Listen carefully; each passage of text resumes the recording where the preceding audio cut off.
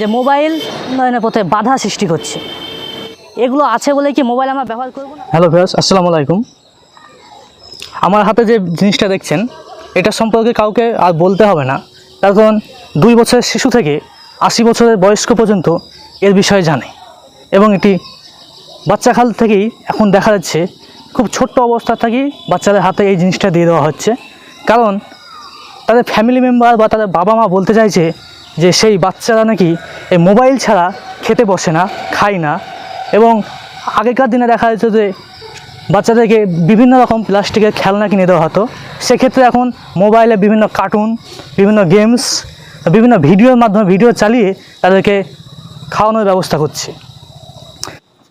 অবশ্যই মোবাইল একটা ভালো দিক আছে, মোবাইল ভালো জিনিস, কেননা বর্তমান সময়ে যোগাযোগ ব্যবস্থাকে অতি কম সময়ে যোগাযোগ সক্ষম করতে সম্ভব, এবং পৃথিবীতে যত যা হচ্ছে সমস্ত কিছুকে এই মোবাইলের মাধ্যমে হাতের মুঠোয় এনে দিচ্ছে। অবশ্যই মোবাইলের ভালো দিক আছে, কিন্তু এই ভালো দিকের পাশাপাশি মোবাইলের কিছু খারাপ দিকও রয়েছে।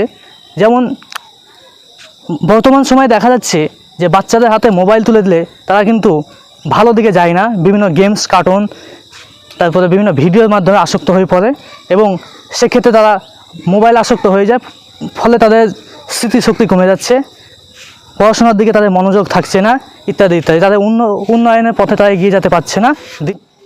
একটা সময় মোবাইলকে বলা হতো বোকা বাক্স, কিন্তু এখন দেখা যাচ্ছে বোকা বাক্সটা মোবাইল না, বোকা বাক্সটা হয়েছে মানুষ। তার কারণ এই মোবাইল মানুষকে দিন দিন অলস করে তুলছে, এক জায়গাতে বসিয়ে রাখছে, তাদের কর্মদক্ষতা হারাচ্ছে এই মোবাইলের মাধ্যমে। সাম্প্রতিক কিছু বছর থেকে লক্ষ্য করা যাচ্ছে যে প্রতিনিয়ত যে অনলাইন গেমিং সিস্টেম বা অনলাইন গেমগুলো আসছে, যেটা ফ্রি ফায়ার, পাবজি বা বিভিন্ন রকম অনলাইন গেম, সেক্ষেত্রে সেখানে দেখা যাচ্ছে যে প্রতিটা অল্প বয়সী ছেলে বা অল্প বয়সী মেয়ে সবাই সেই গেমে আসক্ত হচ্ছে, এবং সেখান থেকে তাদের যে জীবনটায় স্কুল কলেজে যাওয়ার কথা ছিল, যেখানে তাদের শিক্ষা নেওয়ার দরকার ছিল, শিক্ষা ব্যবস্থার সঙ্গে থাকা দরকার ছিল, এবং সেদিকে না গিয়ে তারা মোবাইলে আসক্ত হচ্ছে, ফ্রি ফায়ার, পাবজি খেলছে, এবং জীবনে তাদের উন্নয়নের পথে বাধা সৃষ্টি করছে।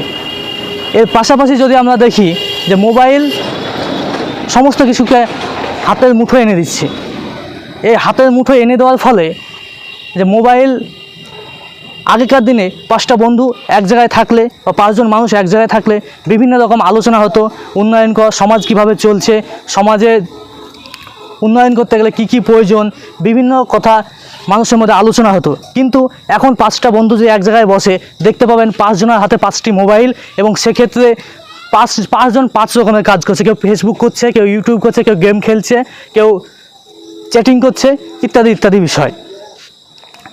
কিন্তু এর মাধ্যমে যে আগেকার দিনে যে এক জায়গায় বসিয়ে ভালো মন্দ যে জীবন সময় কাটানো যে শেয়ার করা হতো, সেটা এখন আর হয় না।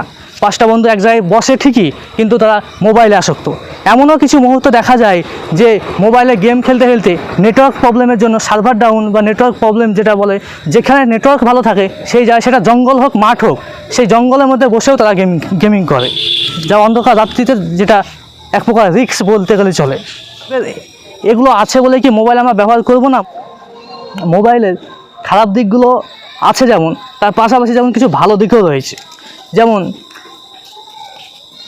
শিক্ষা প্রতিষ্ঠানে বিভিন্ন বিষয় সম্পর্কে জানতে টেকনোলজির সাথে থাকা জরুরি, এবং সেখান থেকে বিভিন্ন রাষ্ট্র সম্পর্কে, বিভিন্ন দেশে কোথায় কি আবিষ্কার হচ্ছে না হচ্ছে, সেই সব বিষয় সম্পর্কে অতি দ্রুত আমরা জানতে পারি, বা কোনো জিনিস, কোনো বিষয় জানতে হলে গুগলে সার্চ করলে সেটা অল্প সময়ের মধ্যে আমরা পেয়ে যাই। সেক্ষেত্রে যেমন উন্নয়নের পথেও মোবাইলের ব্যবহার জরুরি, কিন্তু বর্তমান সময়ে বেশিরভাগ ক্ষেত্রেই দেখা যাচ্ছে 80% মানুষ মোবাইলকে উন্নয়নের পথে ব্যবহার করে না, ভালো কাজে ব্যবহার করে না। তাই আপনাদেরকে একটা অনুরোধ, যে ছোট বাচ্চাদেরকে কোনো মতেই তাদের হাতে মোবাইল ফোন তুলে দেবেন না। তার কারণ মোবাইল ফোন যে ছোটো থেকে দেন, তাদের ব্রেন যতটা সফট থাকে, এবং সেক্ষেত্রে যদি মোবাইল আসক্তি চলে আসে, তাহলে তাকে আর কোনোভাবেই আপনি উন্নয়নের দিকে নিয়ে যেতে পারবেন না, সে মোবাইল আসক্ত হয়ে পড়বে।